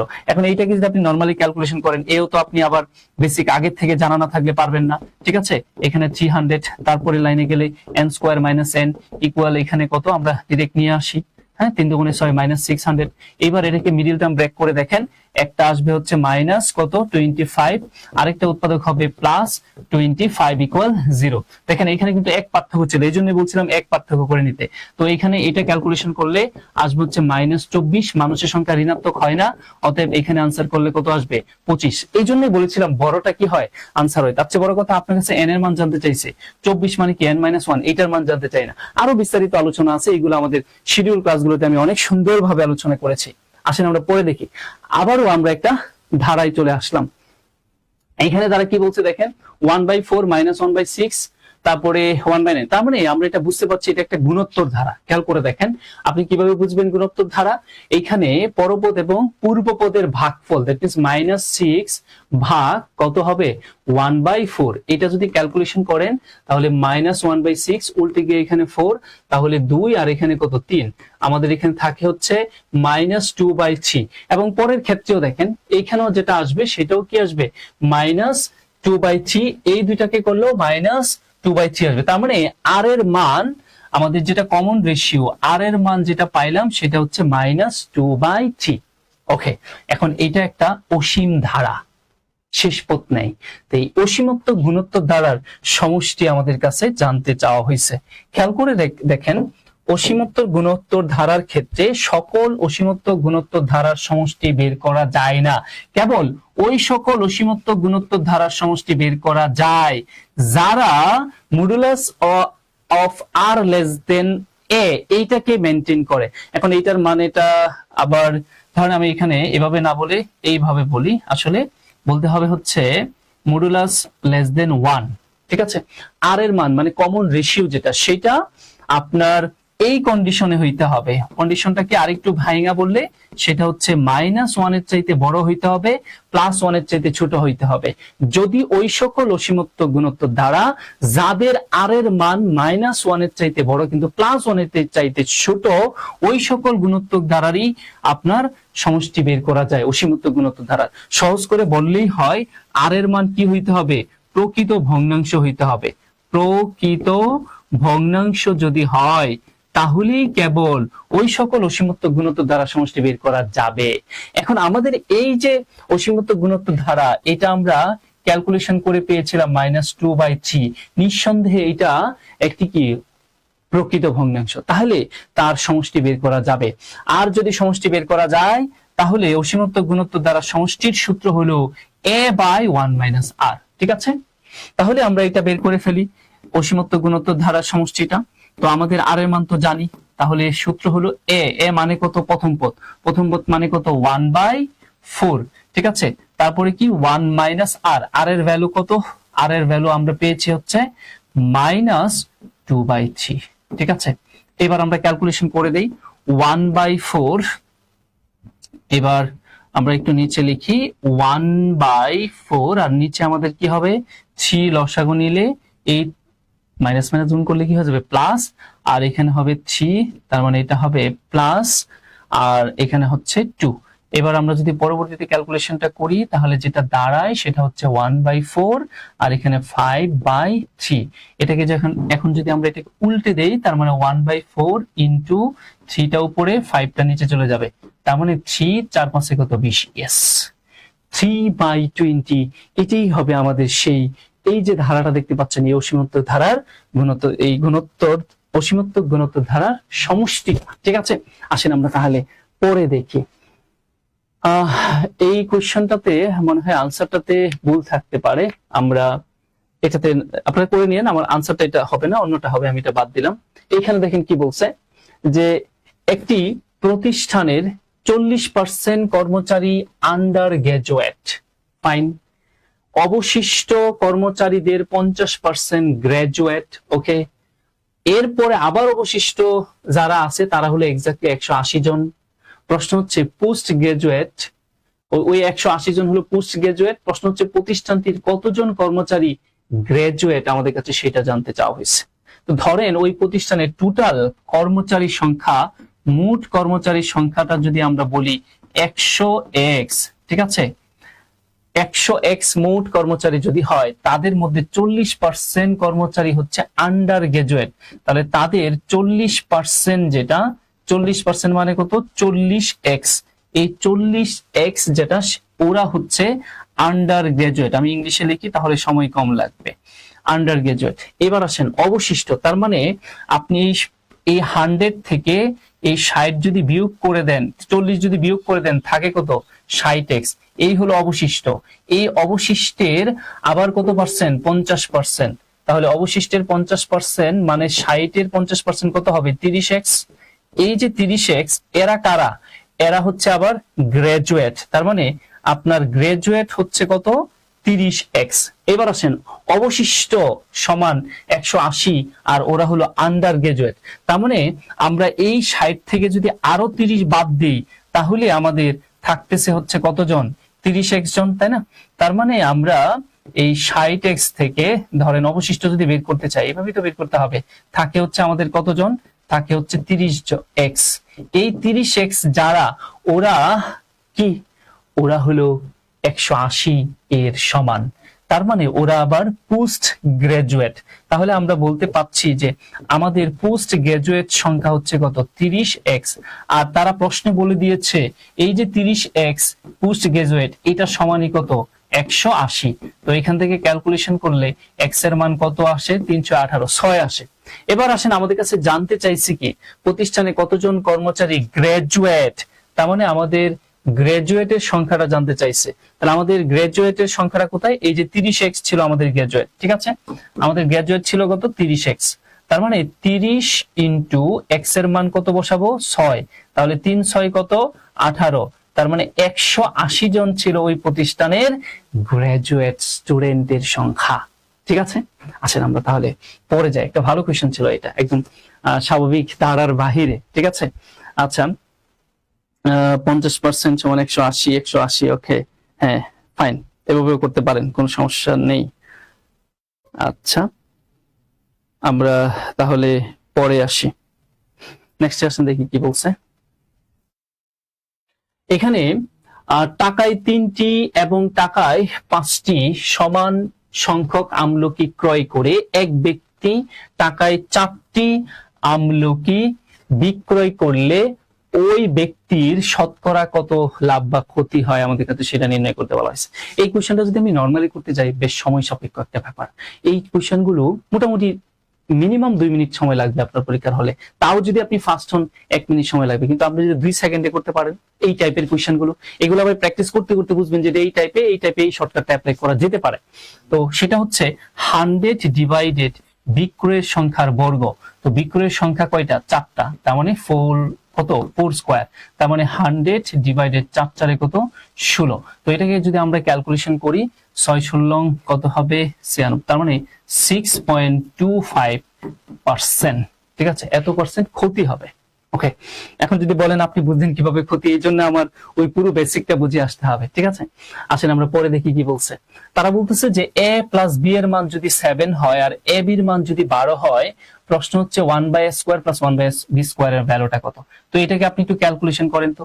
এখানে a স্কয়ার b স্কয়ার লসাগু নেন, ঠিক আছে, a square b square, a square কাটা গেলে এখানে থাকবে হচ্ছে b স্কয়ার, আর b স্কয়ার কাটা গেলে থাকবে হচ্ছে a স্কয়ার। তো এটাকে যদি আমরা একটু সাজিয়ে গুছিয়ে লিখি, তাহলে a square plus b square আর নিচে ab হোল স্কয়ার। এবার আমরা এখানে একটা ফর্মুলা ফেলে দেই, এখানে a plus b whole square, a plus b whole square minus 2ab, আর এখানে তো ab হোল স্কয়ার আছে। এবার আমরা মান বসানোর সুযোগ আমাদের আছে। ঠিক আছে, আমরা a প্লাস b এর মান বসিয়ে দেই, কত 7 স্কয়ার মাইনাস 2 ইনটু a এর মান কত 12, আর নিচে হচ্ছে ab এর মান কত 12 তার উপরে হোল স্কয়ার। তাহলে নিচে আমরা 12 স্কয়ার মানে হলো 144, আর সাথে এখানে কত 49 মাইনাস 12 দুগুণে কত 24। তো এখানে যদি আমরা বিয়োগ করি 144, 9 থেকে 4 বিয়োগ করলে এখানে কত 5 আর এখানে কত 2, তার মানে 25 ডিভাইডেড 144। এগুলো খুবই কনসেপচুয়াল কোশ্চেন এবং খুব সহজে বটে, এগুলোতে খুব ঝামেলা পোহাতে হবে না। এবার দেখেন আমরা ইনইকুয়ালিটি আরেকটা কঠিন কোশ্চেন দেখতে পাচ্ছি, এটাও বিসিএস এ আসা একটা কোশ্চেন ছিল যে মডুলাস x - 2 <3 হলে m এবং n এর কোন মানের জন্য আসলে m < 2x + 5 < n হবে। তাহলে আমাদের m এবং n এর মানটা বের করতে বলতে, তাহলে আপনি একটু খেয়াল করে দেখেন আপনার পজিশনটা হইতে হবে এরকম, m < 3x + 5 < n হইতে হবে, এই পজিশন হইতে হবে। এই পজিশনে যদি করতে চান তাহলে এখানে m এর মান কত আসে আর এখানে n এর মানটা কত আসে, এই পজিশন দ্যাট মিন্স 3x + 5 বানাইতে গিয়া। তাহলে দেওয়া আছে কি, দেওয়া আছে হচ্ছে আমার এখানে modulus of x - 2 <3। First of all আপনাকে মডুলাসটা উঠাতে হবে, আমি আগের একটা মেথড দেখাইছি মডুলাস সাইন কিভাবে উঠাইতে হয়। তাহলে আমরা এখানে -3 x - 2 +3 যেটা আছে সেটাই। এবার আসেন আমার কি বানাইতে হবে খেয়াল করে দেখেন, আমার কিন্তু এখানে 3x হইতে হবে, ঠিক আছে। প্রথমে আপনি চিন্তা করেন 3x হইতে হবে, তাহলে এখানে আছে কি x। তাহলে আপনি একটা কাজ করেন, আমরা এমনটা করতে পারি, আগে ধরেন -2টাকে সরায়া x টাকে ফ্রি করে পরে অন্য কিছু করে। তো আমরা এখানে -3 x টাকে ফ্রি করতে গেলে সবগুলো পক্ষে +2 করতে হবে, তাই করে দিলাম। তাহলে এখানে x - 2 + 2 <3 + 2। ওকে, এরপরে আমরা ক্যালকুলেশন করলে এখানে হবে -1 x এখানে হবে হচ্ছে 5। এবার x টা ফ্রি হইলো, আপনি এখন কি করেন 3 দিয়ে গুণ করেন, তাহলে তো 3x পাবেন। তাহলে আপনি উভয় পাশে 3 দ্বারা গুণ করে দেন সবগুলো পক্ষে, তাহলে এটা হবে -3 আর এটা হবে 3x আর এটা হবে 3 পাশে কত 15। এবার আমার 3x হয়ে গেল, তাই না। এবার আমার দরকার কি +5, মানে এখানে একটা +5 হলেই হয়। তাহলে আমি সবগুলো পক্ষে এবার কি করে দেই +5 করে দেই। এবারে আমার জার্নিটা কি সবগুলো পক্ষে +5 করে দেওয়া, তার মানে -3 এর সাথে +5 করলে বুঝতেই তো পাচ্ছেন কি হওয়ার কথা, 2 হওয়ার কথা না। আমি একটু শর্ট করে ফেললাম, আচ্ছা যদি তাও না বুঝেন আমি একটু লিখেই বলি। এখানে -3, ওকে -3 আমাদের প্লাস কি করতে হবে 5, তারপরে <3x তার সাথে +5 আমার এখানে কি ছিল 15 ছিল, আবার তার সাথে +5 করতে হবে। এবার আমার কি রয়ে গেল, এখানে বিয়োগ করলে আমাদের হবে হচ্ছে 2 3x + 5 আর এখানে কত 20, তাই না। এবার আপনি একটু খেয়াল করে দেখেন তো আপনার এই m মানে 3x + 5 তো হলোই, 3x + 5 হলো, m এর পজিশনে কি আসছে 2 আসছে, তার মানে m সমান আপনি কি বলতে পারেন 2। আর এখানে n এর পজিশনে কি আসছে, n এর পজিশনে আসছে হচ্ছে 20, তার মানে m এবং n এর ভ্যালু হচ্ছে আমাদের কত 2 এবং 20। খুব মজার একটা কোশ্চেন, ঠিক আছে। পরীক্ষার হলে এই ধরনের কোশ্চেন চলে আসলে আপনার ভালো আইডিয়া না থাকলে কিন্তু আপনি খুব সহজে অ্যাপ্লাই করতে পারবেন না এই ধরনের টিপস গুলো। ওকে, জব স্টাডি ফাইন, ফ্যান্টাস্টিক। আসসালামু আলাইকুম স্যার। ওয়ালাইকুম সালাম। অনেকে জয়েন করছেন আমাদের সাথে। ওকে, আরো একটু আপনার ফ্রেন্ড সার্কেলদেরকে একটু মেনশন করে দেন যাতে করে আমরা সবাই মিলে এই ক্লাসটা দেখি এবং শেয়ারও করে রাখেন, ঠিক আছে। ইম্পর্টেন্ট ক্লাস, ঠিক আছে। অনেক কিছুই তো শেয়ার করেন, অনেক মজার অনেক ফানি অনেক কিছুই শেয়ার করেন, পাশাপাশি এইরকম শিক্ষামূলক কিছু জিনিসও শেয়ার করেন যাতে করে আপনার শেয়ারের কল্যাণে আপনার কোন একটা পিছিয়ে পড়া মানুষ আপনার পরিচিত সেও যাতে এই জিনিসগুলো বা এইরকম ক্লাসগুলো দেখে নিজেকে কিছুটা ইমপ্রুভ করতে পারে, ঠিক আছে। এতেই আপনারও কল্যাণ আমাদেরও কল্যাণ, ঠিক আছে। আসেন সূত্র ছাড়া করা যাবে, হ্যাঁ ওকে। আসেন আমরা তাহলে পরে দেখি কি বলছে নেক্সট। একটি আয়তক্ষেত্রের দৈর্ঘ্য 5% বৃদ্ধি করলে ক্ষেত্রফল শতকরা কত % বৃদ্ধি করবে। খুবই মজার কোশ্চেন, বুঝতে পেরেছেন। এই টাইপের কোশ্চেন যদি আপনি বেসিক জানেন তাহলে আনসারটা সর্বোচ্চ 1 সেকেন্ডে করতে পারবেন। কেমন করে 1 সেকেন্ড? প্রশ্ন পড়ার পর 1 সেকেন্ডে সিদ্ধান্ত নিতে পারবেন আনসার এটাই। কেন? যদি আয়তক্ষেত্রের শুধু একটা অংশ বৃদ্ধি পায়, দৈর্ঘ্য অথবা প্রস্থ, তাহলে ক্ষেত্রফল ঠিক তত % বৃদ্ধি পাবে। মানে একটি আয়তক্ষেত্রের দৈর্ঘ্য 5% বৃদ্ধি পেয়েছে, তাই না। 5% বৃদ্ধি পেয়েছে, তাহলে আলটিমেটলি তার ক্ষেত্রফলটাও 5% বৃদ্ধি পাবে। ক্ষেত্রফল যেটা সেটাও কি বৃদ্ধি পাবে 5% বৃদ্ধি পাবে। তার মানে আপনি সিদ্ধান্তটা এটা নিতে পারেন, যদিও বেসিকটা আমি দেখাচ্ছি, ওয়েট করেন। যদি আপনার আয়তক্ষেত্রের দৈর্ঘ্য x% বৃদ্ধি পায়, তাহলে আপনি নিঃসন্দেহে ধরে নেন ক্ষেত্রফলটা আমার কি হবে, x% বৃদ্ধি পাবে। এখন আসেন এই সিদ্ধান্তটা আপনি কখন নেবেন? যখন পুরো ব্যাকগ্রাউন্ড হিস্ট্রিটা আপনার ভিতরে থাকবে বা জানা থাকবে, তাহলে না আপনি বলতে পারবেন যে 20% দৈর্ঘ্য বাড়ছে, তাহলে ক্ষেত্রফল 20% বাড়বে। চলেন তাহলে আমরা একটু এইখানে প্র্যাকটিক্যালি দেখাই। সাপোজ এইখানে এই হচ্ছে একটা আয়তক্ষেত্র, কেমন? এই যে আয়তক্ষেত্রটা, তার এক্সিস্টেন্ট দৈর্ঘ্য প্রস্থটা আমরা এমন ভাবে ফিগার গুলো ধরি যাতে করে ক্যালকুলেশনটা আমাদের জন্য সহজ হয়, ঠিক আছে? সবসময় এক্স ওয়াই ধরা ভালো না। ওকে, তাহলে তার সাথে কিছু একটা জুড়ে দিলে ভালো হয়। যেহেতু 5%, দ্যাট মিন্স পার্সেন্ট কথাটা উল্লেখ আছে, তাহলে আমি দৈর্ঘ্যটাকে বলি 100x আর প্রস্থটাকে বলি 100y। তাহলে এটার ক্ষেত্রফল কি হবে? এটার ক্ষেত্রফল কি 10,000xy হবে না? ফাইন। এবার আসেন, এটার কি করে দেওয়া হয়েছে? এই আয়তক্ষেত্রটার আপনার দৈর্ঘ্যটা বাড়িয়ে দেওয়া হয়েছে। সাপোজ দৈর্ঘ্যটা যখন বাড়িয়ে দিলেন, তখন আয়তক্ষেত্রটা বড় হবে, স্বাভাবিক, আগের চাইতে। তো কতটুকু বড় হয়েছে? তারা আগে আমাদের খেয়াল করে দেখেন যে প্রাথমিক অবস্থায় আমাদের ছিল 100x, তাহলে 5% যদি বৃদ্ধি করে দেন, তাহলে বর্তমানে দৈর্ঘ্যটা কত? কোনো কিছু 5% বাড়ানো মানে বর্তমানে 105% আছে। বিষয়টা হচ্ছে এরকম। আমি একটু খুব দ্রুত বলতেছি, কিন্তু আমি পুরো মেকানিজমটা এখানে দেখাচ্ছি না। এই 5% যদি বৃদ্ধি পায়, তাহলে বর্তমানে দৈর্ঘ্যটা যেটা আছে সেটা হচ্ছে 105x। ভাই আমার প্রস্থ কিন্তু অপরিবর্তনীয় আছে, 100y আছে। তাহলে নতুন ক্ষেত্রফলটা কি হবে? নতুন ক্ষেত্রফলটা হবে হচ্ছে 100 কত 10,500 এটা হলো নতুন ক্ষেত্রফল। একদম ভেঙে ভেঙে বলছি, কিন্তু খুব ইম্পর্টেন্ট বিষয়। কেন এটা হয় যে এত এত মানে সময় নিয়ে ম্যাথটা কিভাবে আমরা বুঝে তারপরে এই টাইপের ম্যাথ 2 সেকেন্ডে করে ফেলতে পারি, 1 সেকেন্ডে করে ফেলতে পারি। এখন আসেন তো ক্ষেত্রফল কতটুকু বৃদ্ধি পাইছে? কতটুকু বৃদ্ধি পাইলো এখানে ক্ষেত্রফল? আমার এইখানে 10,500xy, এর থেকে পূর্বের ক্ষেত্রফল কত? 10,000, এক্সিস্টেন্ট ক্ষেত্রফল যেটা 10,000xy, যদি বিয়োগ করে দেই কতটুকু বৃদ্ধি পাইছে আমরা পেয়ে যাব না? আমরা এখানে 500xy বৃদ্ধি পেয়েছে। তো আমাদের কাছে জানতে চাইছে এই যে 500xy, এটা তো এক্স্যাক্টলি সংখ্যায় এতটুকু বৃদ্ধি পাইছে, কিন্তু সেটা পার্সেন্টেজে কত বৃদ্ধি পাইছে? তাহলে এইবার এটাকে আমরা শতকরায় দেখাবো, ঠিক আছে? যে শতকরায় কত বৃদ্ধি পাইছে, শতকরা যেটাকে আমরা বলি পার্সেন্টে কত বৃদ্ধি পাইছে। তো পার্সেন্ট মানে কি? উপরে হয় ফলাফল, নিচে হয় বেস ইনটু 100। তাহলে ফলাফলটা কি? ফলাফলটা তো ভাই এইটাই। হ্যাঁ, ফলাফলটা তো এইটাই। বা আপনারা এটাও বলতে পারেন যে 10,000 বৃদ্ধি পেয়েছে 5,000, একে কত 100 কত, ওইটাও বলতে পারেন। ওইটা বলা তো অনেক সময়ের ব্যাপার, দরকার কি? আমার বৃদ্ধি পাইছে কত? 500xy। এটা কতর মধ্যে বৃদ্ধি পেয়েছে? এক্সিস্টেন্টের মধ্যে। এক্সিস্টেন্ট মানে প্রাথমিক অবস্থায় তার ক্ষেত্রফল কত ছিল? 10,000xy ইনটু পার্সেন্টে প্রকাশ করতে বলছে, তাই ইনটু 100। ওকে, এইবার আপনি কেটে দেন, এই xy ভ্যানিশ করে দেন। ওকে, এখান থেকে দুইটা শূন্য, এখান থেকে দুইটা শূন্য ভ্যানিশ করেন, এখান থেকে দুই শূন্য, এই শূন্য ভ্যানিশ করেন, তাহলে আর কি রয়ে গেল? 5, দ্যাট মিন্স 5%। ঠিক আছে, এই জন্যই বলেছিলাম যে আপনি এটা বুঝে গেলেন না। এখন এই টাইপের কোশ্চেন আসুক পরীক্ষায়, যত পার্সেন্টই দৈর্ঘ্য বাড়ুক, ক্ষেত্রফল ঠিক তত পার্সেন্টে বাড়বে। কেমন? এইভাবে যদি ম্যাথ শিখতে চান, তাহলে আসলে আমাদেরকে সময় দিতে হবে। আপনার একটা, আমাদের যারা আমাদের বেসিক স্টুডেন্ট তারা এই জিনিসগুলো জানে, ঠিক আছে? নর্মাল বেস গুলোতে আপনি মোটামুটি একটা সময় নিয়ে পড়াশোনা করলে নিজের ভিত্তিটা যদি রেডি করে নিতে পারেন, তারপরে শুধু আপনি প্র্যাকটিস করবেন এবং আপনার সব কনসেপ্ট আয়ত্তে থাকবে। আপনি প্রশ্ন দেখবেন আর আনসার করে দিবেন, ঠিক আছে? আসেন আমরা পরে যাই, দেখি কি বলছে। 5 জন পুরুষ ও 4 জন মহিলা একটি দল থেকে একজন পুরুষ, কি বলছে? একজন পুরুষ ও 2 জন মহিলা নিয়ে কত প্রকারে কমিটি গঠন করা যাবে? কমিটি গঠন করা মানেই হলো কম্বিনেশনের সূত্র, কম্বিনেশনের মাধ্যমে করতে হবে।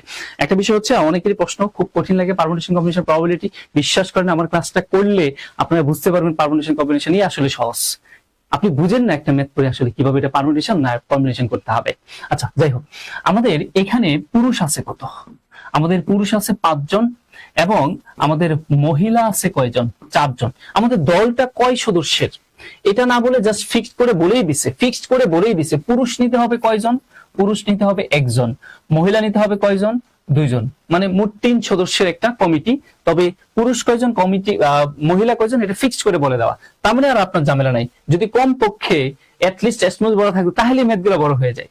তার মানে আমরা বলতেই পারি 5 জন পুরুষ থেকে একজন পুরুষকে আমরা বাছাই করব। কিভাবে করতে পারি? 5C1। আমার কাজ কিন্তু শেষ হয় নাই, আরো 2 জন কি নিতে হবে? মহিলা নিতে হবে। যদি তার মানে এই অংশটা অধীন ঘটনা, আর অধীন ঘটনা থাকলে আমরা জানি গুণ হয়। আপনারা কখন গুণ হয় কখন যোগ হয় সেটা বুঝেন না, ঠিক আছে? ওকে, এবার আসেন, আমাদের মহিলা আছে 4 জন, তার থেকে নিতে হবে 2 জন। ফাইন। এইবার এটাকে যদি ক্যালকুলেশন করি, 5C1 মানে 5। কেন, কি কারণে 5, এটা আসলে এখন বলার সময় নেই। আবার 4C2, এটাও খুব দ্রুত করা যায়, খুব দ্রুত। কিভাবে? 2 দিয়ে এখানে কাটেন, কত? 2, আর 4 এর পরে কি ছিল? 3, তার মানে 3 দুগুণে 6। যারা বুঝার বুঝছে, আর যারা বুঝেন নাই তারা এটা নিয়ে অনেক কষ্ট পাবে, যে কি করলো। হ্যাঁ, এখানে আমরা সম্পূরক সমাবেশের মাধ্যমে করার চেষ্টা করছি, যাতে খুব সময় কমে করা যায়। নরমালি যদি সূত্র অ্যাপ্লাই করে করে এইরকম, হ্যাঁ, এটার যে সূত্র, নরমাল যে সূত্র, সেই সূত্র দিয়ে যদি করতে চায়, তাহলে যে সময়টা আপনার ব্যয় হবে, সেই সময়ে মিনিমাম 3টা জিকে দাগাইতে পারবেন, 2টা অন্তত একটা আপনার ইংলিশের বা বিজ্ঞানের কোয়েশ্চেন বা বাংলার কোয়েশ্চেন দাগাইতে পারবেন। তো আপনার সময় তো সেভ করতে হবে, 5-6 কত? 30। তার মানে 30 ভাবে এই কমিটিটা গঠন করা যাবে। তো সময় সেভ করার জায়গাগুলো হচ্ছে এইরকম জায়গাগুলোতে আপনার অ্যাডভান্স হতে হবে। আসেন আমরা পরে দেখি কি বলছে। এখানে বার্ষিক 10% হার মুনাফায় 8,000 টাকার 2 বছরের চক্রবৃদ্ধি মূলধন কত আমাদের কাছে সেটা জানতে চাওয়া হয়েছে। আপনি যদি নরমালি চক্রবৃদ্ধি সূত্র যেটা আছে সেটা দিয়ে যদি করতে চান, করতে পারেন, কোনো সমস্যা নেই। তাহলে আপনার একটু সময়টা বেশি লাগে, আর আমরা আউট অফ দ্য বক্স যদি করি তাহলে আরেকটু সময় কমে করা যায়। তো এটার জন্য আগে একটু বুঝে নিতে হবে। আমি এখন দেখাইলেই বুঝবেন না, এটা আমি খুব ভালো করে জানি, তারপরেও দেখায় দেই। 2 বছরের কথা বলছে। ধরেন প্রথম ইয়ারে আমার 800 টাকা ছিল, তাই না? 800 টাকার আমি কয় পার্সেন্ট সুদ? 10% সুদ। আচ্ছা, 800 টাকা 10% সুদ কত টাকা আসে? 80 টাকা। তার মানে আমার প্রথম বছরে সুদটা কত? প্রথম বছরে সুদ হচ্ছে 80 টাকা। মাথায় রাখবেন, প্রথম বছরে চক্রবৃদ্ধি মূলধন আর সরল মূলধন, মানে সরল মুনাফা এবং চক্রবৃদ্ধি মুনাফা সেম হয় প্রথম বছরে। এবার আসেন দ্বিতীয় বছরে আপনার সরল মুনাফাটা সেই 80 টাকাই হবে, আর চক্রবৃদ্ধি মুনাফাটা একটু বেড়ে যাবে। সেটা কতটুকু বাড়বে? ওই পূর্বের বছরের যে সুদ ছিল, কত ছিল? 80 টাকা, তার উপর আবার 10% সুদ ক্যালকুলেশন করবেন। তাহলে কত টাকা পাইছেন? 8 টাকা। তাহলে এখানে 8 টাকা যোগ করে দেন। এখন এই 3টা পার্ট যোগ করলে যেটা পাবেন সেটা হচ্ছে চক্রবৃদ্ধি মুনাফা। তাহলে এখানে আমরা 80, আর এখানে হচ্ছে কত আমাদের, সরি, 8 আর 16 কত? 160, আর এখানে হচ্ছে কত? 8। তাহলে যোগ করলে আমরা পাচ্ছি হচ্ছে 168। এটা হলো আমার কি জানেন? চক্রবৃদ্ধি মুনাফা। তার সাথে যদি আসলটা অ্যাড করে দেই, কত ছিল আসল? 800 টাকা। তার মানে তাহলে আমরা চক্রবৃদ্ধি মূলধনটা পেয়ে যাব, ঠিক আছে? 800 টাকা অ্যাড করে দিলে 8, এটা 6, আর এটা হচ্ছে কি 9, তারপর 968।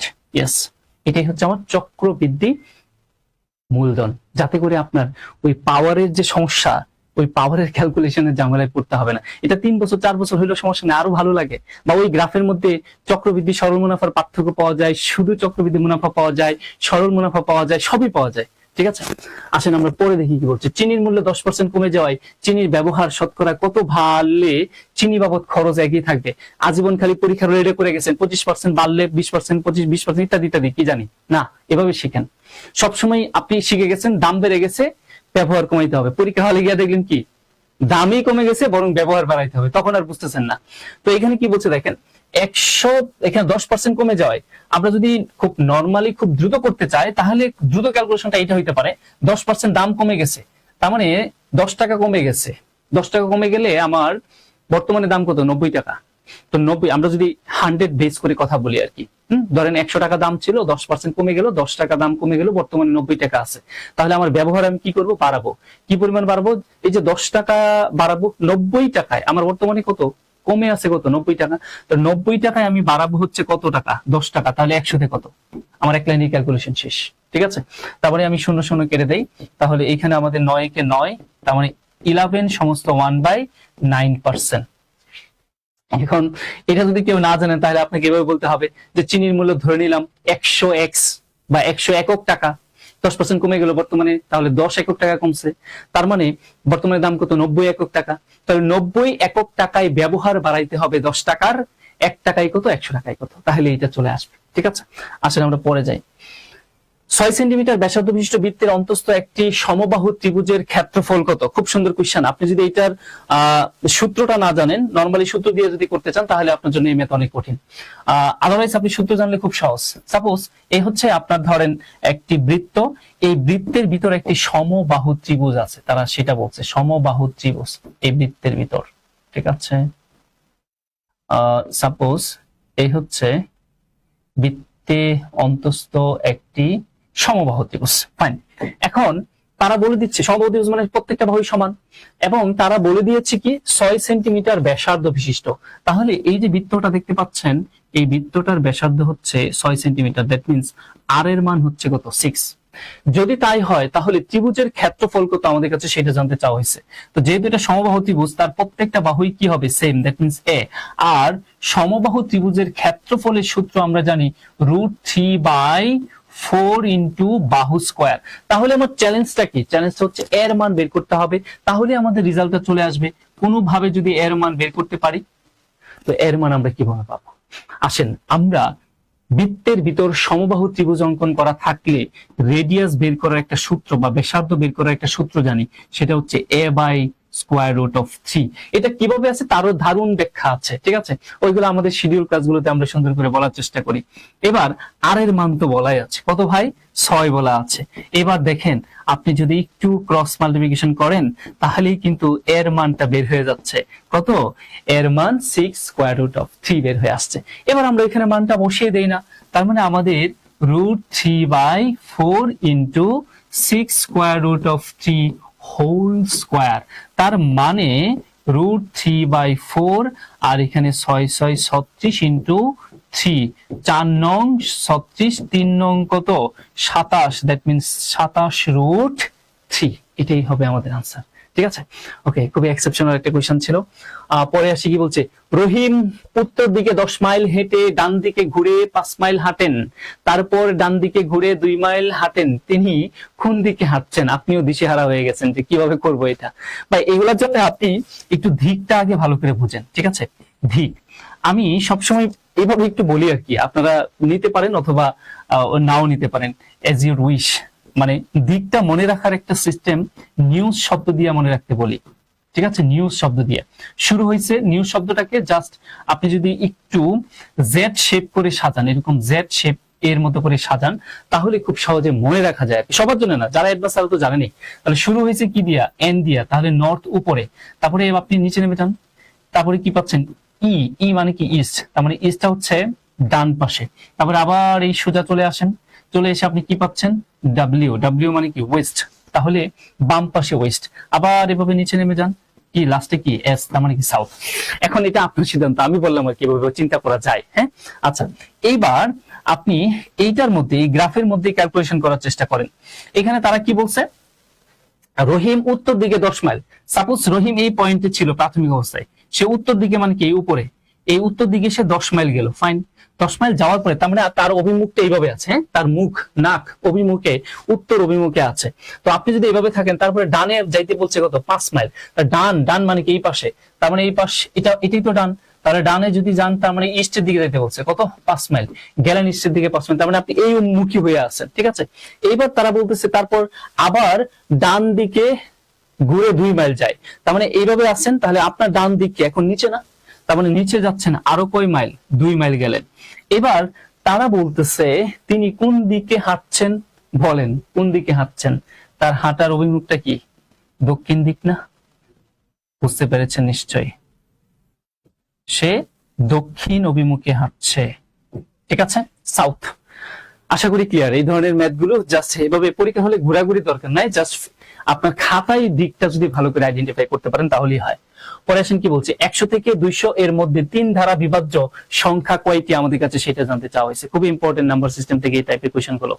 আপনি প্রথমে চিন্তা করেন যে 200 এর মধ্যে 3 দ্বারা নিঃশেষে বিভাজ্য এমন কতগুলি সংখ্যা আছে? তাই সহজ করে 3 এর গুণিতক, 200 এর ভিতরে 3 এর গুণিতক কতগুলো আছে দ্রুত বের করার ওয়ে হলো আপনি 3 দিয়ে ভাগ করে দেন, ঠিক আছে? 3 6 কত? 18, বিয়োগ করলে 2 20, আবারও 3 6 18। বাকশেষ ডাজন্ট ফ্যাক্ট, ফ্যাক্ট হচ্ছে আমার ভাগফল কত? 66। তার মানে আমরা বলতে পারি 100 থেকে 200 এর মধ্যে 66টি সংখ্যা আছে যে সংখ্যাগুলো 3 দ্বারা নিঃশেষে বিভাজ্য। আমাদের কি বলছে 1 থেকে 200 পর্যন্ত কিন্তু 66টি আছে, কিন্তু আমাদের জানতে চাওয়া কিন্তু এটা না, আমাদের জানতে চাওয়া হচ্ছে কি 100 থেকে 200 এর মধ্যে। তাহলে আমি যেটা বের করছি সেটা হচ্ছে 1 থেকে 200 এই পর্যন্ত 3 দ্বারা নিঃশেষে বিভাজ্য চাই এমন সংখ্যা হলো 66টি। কিন্তু আমাদের কাছে জানতে চাইছে 200 না, 100 না, 100 থেকে 200 এর মধ্যে। তাহলে 100 থেকে 200 এর মধ্যে যদি আমরা বলতে চাই তাহলে আমরা একটা কাজ করি না, আগে দেখি তাহলে 100 এর ভিতরে কয়টা আছে। তার মানে 100 এর ভিতরে 3 দ্বারা নিঃশেষে বিভাজ্য যায় এমন সংখ্যা কতগুলো আছে আমরা সেটা দেখি। 3 দিয়ে যদি ভাগ করি, 3 তিরিকে 9, আমার 10, আবারও 3 তিরিকে 9, তার মানে বাক্সেস ডাজন্ট ফ্যাক্ট আমার এখানে কত 33টি সংখ্যা আছে। তার মানে 1 থেকে 100 পর্যন্ত আছে কয়টি 33টি, আর 1 থেকে 200 পর্যন্ত আছে কত 66টি।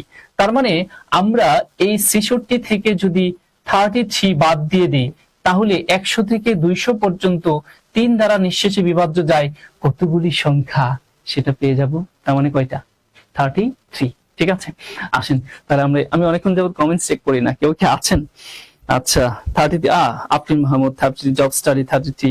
ওকে, নিউজ দিয়ে করলেই সোজা। ওকে, ফ্যান্টাস্টিক মাই ডিয়ার। আর কারা কারা আছেন? সবাই জব স্টাডি তো অনেক অনেক অনেক কমেন্টস করেছেন, আমি অনেকক্ষণ যাবত দেখছি না। হ্যাঁ, আহাত, এটা কি শুধু আয়তক্ষেত্রের জন্য প্রযোজ্য? ভাই এই কথাগুলো তো ভাই আমাদের আরো সময় নিয়ে কাজ করতে হবে, সব ক্ষেত্রে কোথায় কোথায় প্রযোজ্য কোথায় ক্ষেত্রে না। সবাই একটু ক্লাসে শেয়ার এবং মেনশন করেন, অনেকে আছেন আরো যাতে কিছু মানুষ অ্যাড হয়, সবাই মিলে যাতে করতে পারি। আসেন দেখি আমরা কি আছে এখানে। একটি পূর্ণ সংখ্যা কি বলছে, কোন পূর্ণ সংখ্যাটিকে 3, 4, 5 এবং 6 দ্বারা ভাগ করলে যথাক্রমে বাক্সেস 1, 2, 3, 4 অবশিষ্ট থাকে, তাহলে সংখ্যাটি কত? এই যে আপনি যদি বলেন লসাগু গসাগু সবচেয়ে কঠিন টাইপের ম্যাথ যেগুলো, তার মধ্যে এটা কিন্তু একটা। তো এই টাইপের ম্যাথ গুলো খুব দ্রুত কিভাবে সলভ করবেন ভাই? 3 দ্বারা ভাগ করলে বাক্সেস কত থাকে বলছে? 3 দ্বারা ভাগ করলে বাক্সেস থাকে হচ্ছে 1। তাহলে আপনি 3 এবং বাক্সেস 1 এর পার্থক্য নির্ণয় করেন কত 2। আচ্ছা, পরের সংখ্যাটা 4 দ্বারা ভাগ করলে বাক্সেস থাকে কত 2। এবার একটু দেখেন তো, 4 দ্বারা ভাগ করলে বাক্সেস 2 থাকে এবং বিয়োগফল কত এখানে 2। 5 দ্বারা যদি ভাগ করেন তাহলে নাকি বাক্সেস থাকে 3। তার মানে 5 দ্বারা ভাগ করলে বাক্সেস যদি 3 থাকে বিয়োগফল কত 2। 6 দ্বারা ভাগ করলে বাক্সেস কত থাকে 4। তাহলে একটা গেম আছে এখানে, তাই না? সবার ক্ষেত্রেই যেটা দেখতে পাচ্ছি সেটা হচ্ছে বিয়োগফলটা কি থাকছে, একই জিনিস থাকছে, অলওয়েজ কি 2 পাচ্ছি। তাহলে এই টাইপের ম্যাথ গুলো আমরা কি করব জানেন? এই যে আমাদের ভাজক যেগুলো আছে 2, 4, তারপরে 5, 6, এগুলা দিয়ে তো আপনি ভাগ করলে এই ভাগশেষ গুলো পাচ্ছেন এবং এদের ডিফারেন্স সবসময় 2 পাচ্ছেন। আপনি যে কাজটা করবেন এদের লসাগু নেন আগে। তার মানে 3, 4, 5, 6 এর লসাগু কত হবে? 60 হবে লসাগু। ঠিক আছে, এখন এই 60 সংখ্যাকে 3 দিয়ে ভাগ করলে নিঃশেষে বিভাজ্য, 4 দিয়ে করলে নিঃশেষে 5, 6 যেটা দিয়ে করেন নিঃশেষে বিভাজ্য। কিন্তু না, তারা বলছে 3 দিয়ে করলে বাক্সেস 2 থাকবে, সরি বাক্সেস 1 থাকবে, 4 দিয়ে করলে 2, 5 দিয়ে করলে 3, 6 দিয়ে করলে 4। তাহলে ওই সংখ্যা কোনটা সবচেয়ে ছোট সংখ্যা? সেটা হলো, এইবার আপনি 60 থেকে ওই যে বিয়োগফল কত ছিল 2 ছিল না, সব ক্ষেত্রেই ওই 2টা বিয়োগ করে দেন, তাহলে সেই মজার সংখ্যাটা পেয়ে যাবেন কত 58। মজার ব্যাপার হচ্ছে এইবার আপনি এই 58 যে সংখ্যাটা আছে ইহাকে 3 দিয়ে ভাগ করে দেখেন, নিঃসন্দেহে বাক্সেস 1 পাবেন। আপনি এটাকে 4 দিয়ে ভাগ করে দেখেন, নিঃসন্দেহে বাক্সেস 2 পাবেন। আপনি এটাকে 5 দিয়ে ভাগ করে দেখেন, নিঃসন্দেহে বাক্সেস 3 পাবেন। আপনি এটাকে 6 দিয়ে ভাগ করে দেখেন, নিঃসন্দেহে বাক্সেস 4 পাবেন। খুবই মজার কোশ্চেন কিন্তু, ঠিক আছে? ওকে ফাইন, আসেন আমরা তাহলে পরে দেখি লসাগু 60। Fantastic, next. আচ্ছা, আরো কোশ্চেন আছে না? অনেকগুলো কোশ্চেন আপনাদের সাথে আজকে আলোচনা করা হচ্ছিল। ও মাই গড, 44, আমরা 31 এ আছি।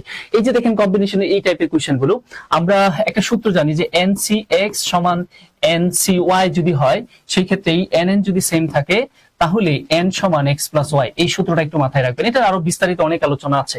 তার মানে এখানে তারা কি বলছে, NC12 সমান NC6 তার মানে n এর ভ্যালুটা হবে হচ্ছে এখানে 12 প্লাস 6 যোগ করলে কত হবে 18। আমি একটু ফাস্ট এখন করাবো, হ্যাঁ পরে আসি, সবগুলো শেষ করার চেষ্টা করি। আবারও একটা বাস্তব সংখ্যার কোশ্চেন দেখতে পাচ্ছি, modulus of 2x - 3 less than equal যদি 1 হয় তাহলে x এর ভ্যালু, তাহলে এখানে মডুলাস সাইন উঠাই দিতে হয়।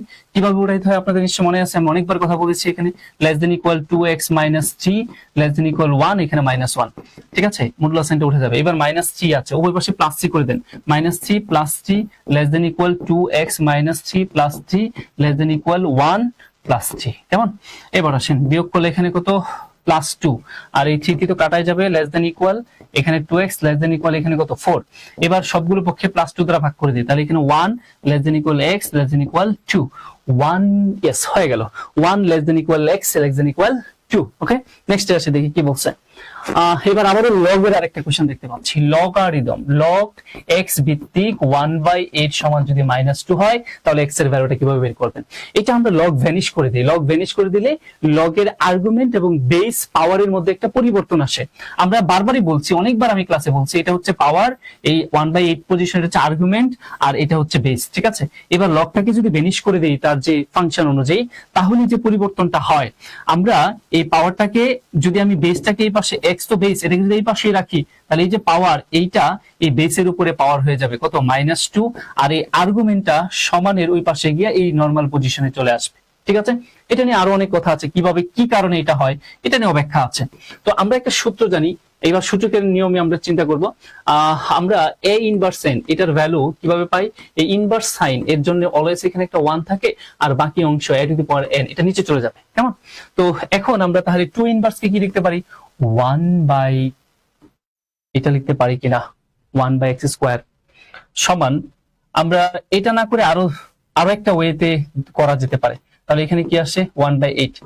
এবার আমরা যদি এখানে আর গুণ করে দেই তাহলে আমরা কত পাচ্ছি? x², আমাদের কি -2 ছিল, তাহলে ইনভার্স 1/, ওকে, তাহলে 8, তাহলে x² সমান যদি 8 হয় আর বর্গমূল যদি করি, খেয়াল করে দেখেন 8 তো একটা পূর্ণবর্গ সংখ্যা না, তাহলে এই টাইপের সংখ্যা যদি চলে আসে আপনি কিভাবে ভাঙবেন?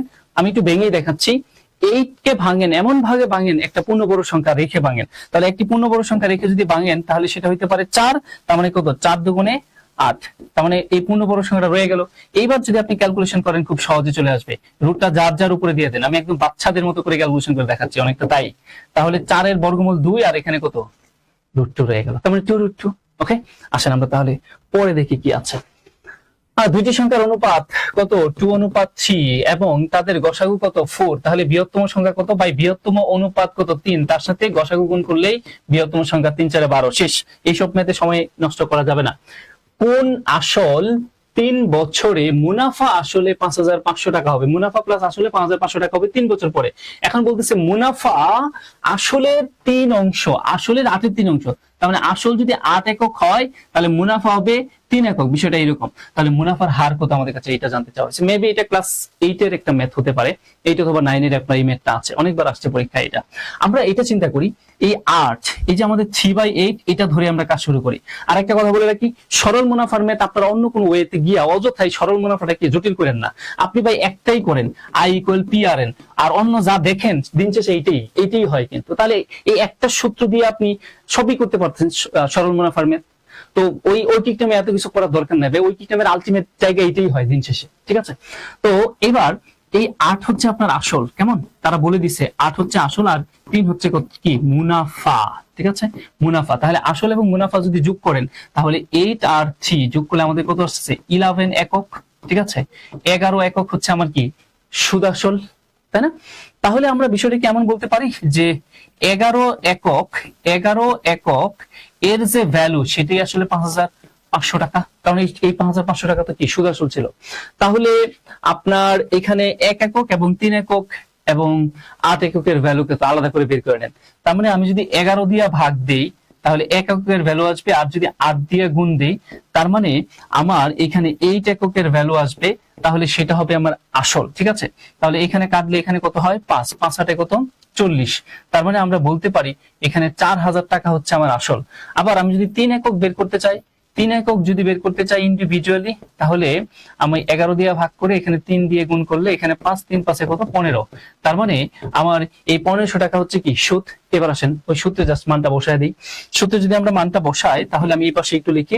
আমাদের সূত্রটা কি ছিল? I = P R N, একটাই সূত্র, আর অন্য কোনো আলাদা করে আর এর সূত্র বের করার দরকার নেই, জাস্ট মান বসান। আমার 3 বছর পরে সুদ কত হয়েছে? 1500 টাকা। কেমন? আমার আসল কত ছিল? 4000 টাকা, তাই না? আমার সুদের হার কত জানি না ভাই, সুদের হার কত? তার মানে সুদের হার মানে কি R/100, আর সময়টা কত? 3 বছর। তারা বলেই তো দিছে ভাই। এই তো শেষ। এবার আপনি ক্যালকুলেশন করেন।